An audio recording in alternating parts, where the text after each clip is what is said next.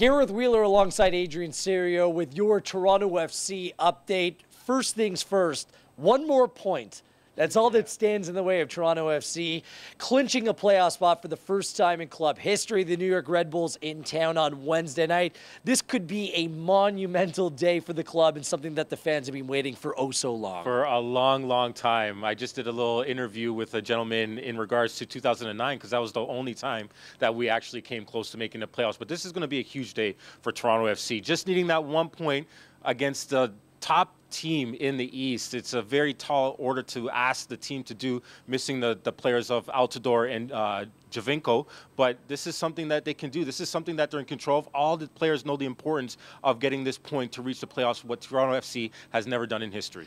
And picking up that 1 point really makes whatever the Montreal Impact and Orlando City do on the remainder of their schedules completely irrelevant. So Wednesday night's going to be a big one at BMO Field. As you said, some selection issues for head coach Greg Vanney with Sebastian Giovinco and Josie Altidore both in action on Tuesday for their respective countries. Both players flying back into Toronto immediately before the game.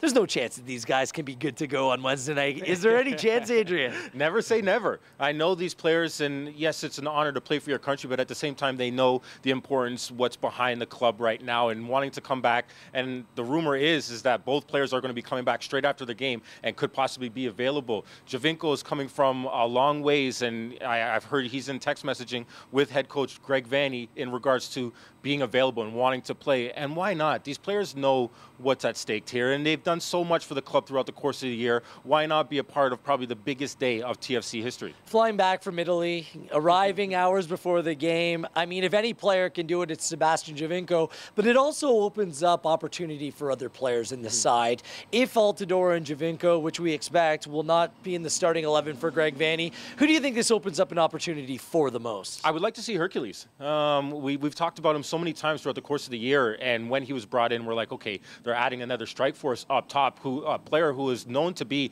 a goal scorer, but just haven't really been able to see a lot of him. And right now, I think he's one player that should be given that opportunity to see what he's capable of doing. He is a prolific goal scorer, and why not? Against an opponent that's going to be playing at a fast and furious pace, give him that opportunity to see if he can break their back line down and give them something on the back end of goals. Michael Bradley was back at the Kia training ground on Tuesday doing some training by himself after playing in that disappointing loss for his U.S. men's national team against Mexico on Saturday. Some other news broke on Monday, Thanksgiving Monday for Canadian viewers, as Bill Manning was named the newest president of Toronto FC.